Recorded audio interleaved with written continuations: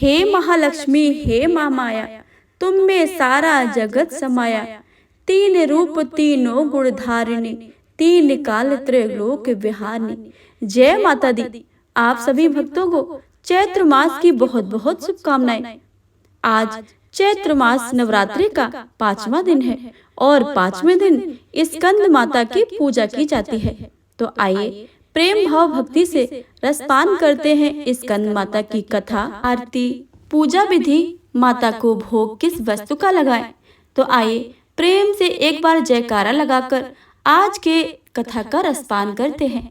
तो प्रेम से बोले स्कंद माता की जय। स्कंद माता को मोक्ष, शांति और समृद्धि प्रदान करने वाली देवी मानी जाती हैं।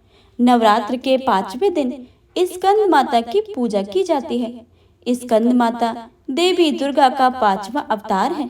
स्कंद माता के नाम का 2 अर्थ हैं, स्कंद व माता, और इसका अर्थ होता है स्कंद की माता। स्कंद का अर्थ है कार्तिकेय जी, जो कि महादेव और माता पार्वती के पुत्र हैं। माता का अर्थ है माँ। इसी प्रकार स्कंद माता पार्वती का ही एक स्वरूप है। माँ स्कंद माता की 4 भुजाएं हैं। माँ के एक हाथ में कार्तिकों को पकड़े हुए और उनके दूसरे व तीसरे हाथ में कमल का पुष्प है। अपने चौथे हाथ से स्कंद माता अपने भक्तों को आशीर्वाद देती हैं। स्कंद माता की सवारी शेर है। स्कंद माता विशुद्धि चक्र की अधिष्ठात्री देवी हैं। विशुद्धि चक्र हमारे गले के उभरे हुए भाग के ठीक नीचे स्थित है। माँ स्कंद की सच्चे मन से पूजा करने से विशुद्धि चक्र जागृत हो जाता है, जिससे बड़ी की सिद्धि प्राप्त होती है। माँ स्कंद माता का वाहन मयूर भी है, इसलिए इन्हें मयूर वाहन के नाम से भी जाना जाता है। उनका वर्ण यानी त्वचा का रंग शुभ्र है। माता हमेशा कमल पर विराजती रहती हैं और इसलिए वह माता पद्मासना देवी के रूप में भी जानी जाती है। माँ स्कंद माता का मन पूर्ण रूप से लौकिक और सांसारिक संबंधों से दूर रहता है। स्कंद माता का पूजन करने वाले व्यक्ति और जीव सांसारिक बंधनों में रहकर भी उनसे मुक्त होते हैं। स्कंद माता की कथा के अनुसार माता सती द्वारा अपना देह त्यागने के बाद भगवान शिव ने खुद को सजा देने के लिए स्वयं को शारीरिक बंधनों से दूर कर लिया था और एक तपस्वी के रूप में पहाड़ों के बीच कड़ी सर्दी में तपस्या करने चले गए थे। इसी दौरान तारकासुर और शूर्पधम नामक 2 राक्षसों ने देवताओं पर हमला कर दिया। उस वक्त देवताओं की मदद करने के लिए कोई नहीं था।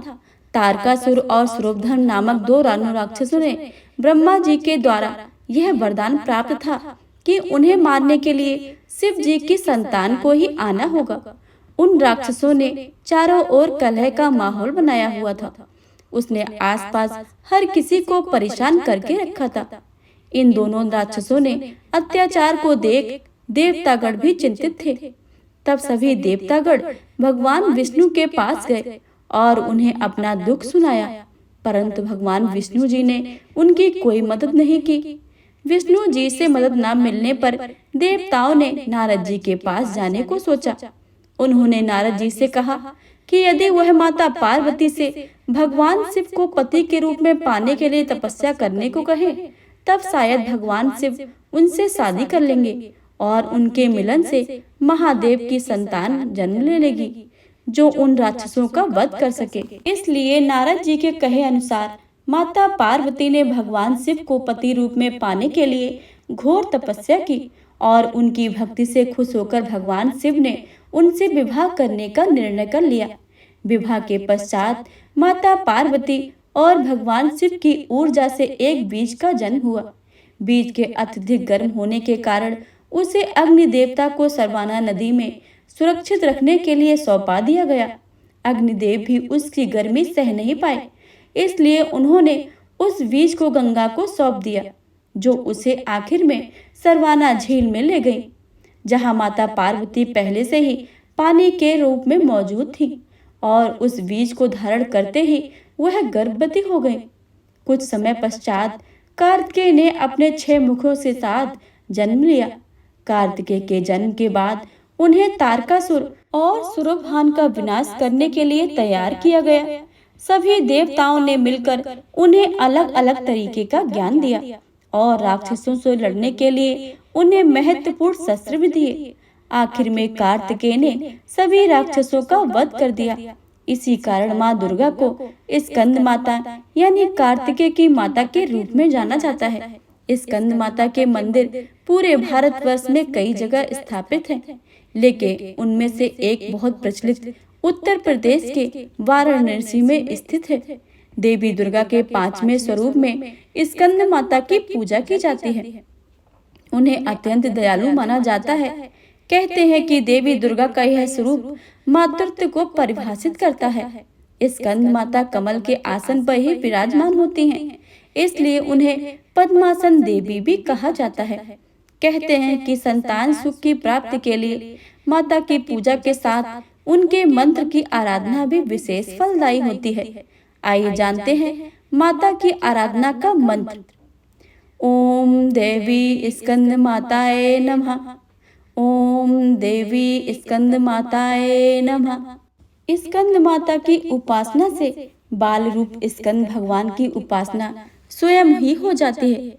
माँ स्कंद माता की उपासना से उपासक की समस्त इच्छाएं संपूर्ण हो जाती हैं। हमें भी स्कंद माता की शरण प्राप्त हो, यही प्रार्थना करनी चाहिए।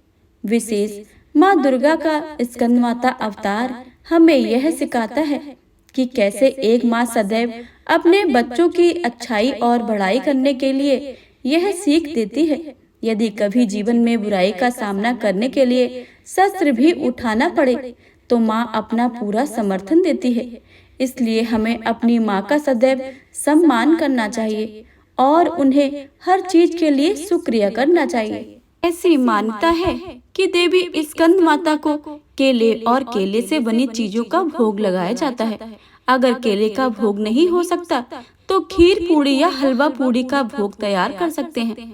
नवरात्र के पंचम तिथि को स्कंद माता की पूजा विशेष फलदायी होती है। इस दिन साधक का मन विशुद्ध चक्र से अवस्थित होना चाहिए, जिससे कि ध्यान वृत्ति एकाग्र हो सके। यह शक्ति परम शांति व सुख को अनुभूति कराती है। देवी स्कंद माता सहानुभूति, मातृत्व और स्नेह से भरे हृदय का प्रतीक है। स्कंद माता की पूजा करने से दाम्पत्य जीवन में आंगन में वात्सल्य की प्राप्ति होती है। माता का ध्यान मंत्र। या देवी सर्वभूतेषु माँ स्कंद माता रूपेण संस्थिता। नमस्तस्यै नमस्तस्यै नमस्तस्यै नमो नमः। साधक को चाहिए कि सुबह उठकर स्नान आदि करके स्वच्छ वस्त्र पहन ले। इसके बाद आसन पर बैठ जाए। उसके बाद चौकी पर स्कंद माता की प्रतिमा या फोटो स्थापित करे। फिर माँ की प्रतिमा या चित्र को गंगा जल शुद्धिकरण करे। जल भरकर कलश पर चौकी पर रखे।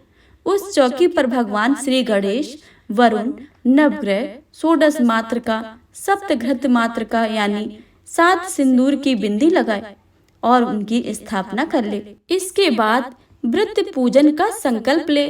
फिर मंत्रों द्वारा स्कंद माता सहित समस्त स्थापित देवताओं की षोडशोपचार से पूजा करे। माँ को अक्षत, लाल चंदन, चुनरी और पीले और लाल रंग के फूल चढ़ाए। इसके बाद दुर्गा सप्तशती का पाठ करे, साथ ही दुर्गा चालीसा भी पढ़े। उसके बाद माँ का पसंदीदा भोग लगाएं। उन्हें पान, सुपारी, लौंग अर्पित करें और माँ के मंत्रों का जाप करें और कथा का रसपान अवश्य ही करें तथा आरती करके प्रकार माता से क्षमा याचना करें।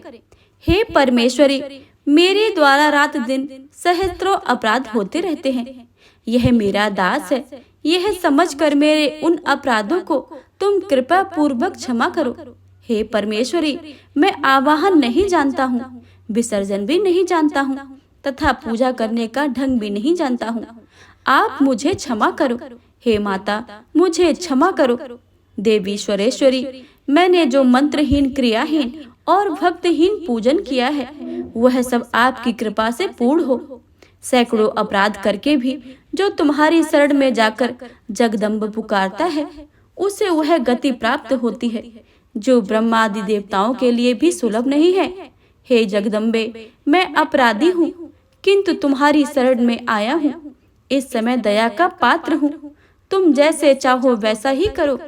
हे देवी परमेश्वरी, अज्ञान से, भूल से अथवा बुद्धि भ्रांति होने के कारण मैंने जो न्यूनता या अधिकता कर दी है, वह सब क्षमा करो और प्रसन्न हो।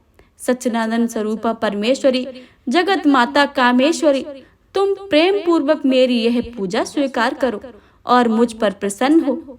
देवी ईश्वरेश्वरी, तुम गोपनीय से भी गोपनीय वस्तु की रक्षा करने वाली हो।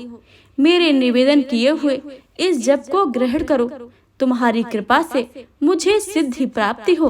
इस प्रकार माता से क्षमा याचना करें और अपनी मनोकामनाएं पूर्ण करने के लिए माता से विनती करें।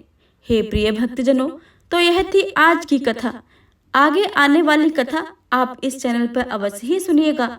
दुर्गा सप्तशती, अर्गला स्तोत्र, कीलक, श्री दुर्गा रक्षा कवच हमारे इस चैनल पर अपलोड की जा चुकी हैं, तो आप एक बार उनको भी अवश्य ही सुनिएगा और माता रानी की कृपा प्राप्त करते रहेगा। तो एक बार प्रेम से बोलिए जय माता दी।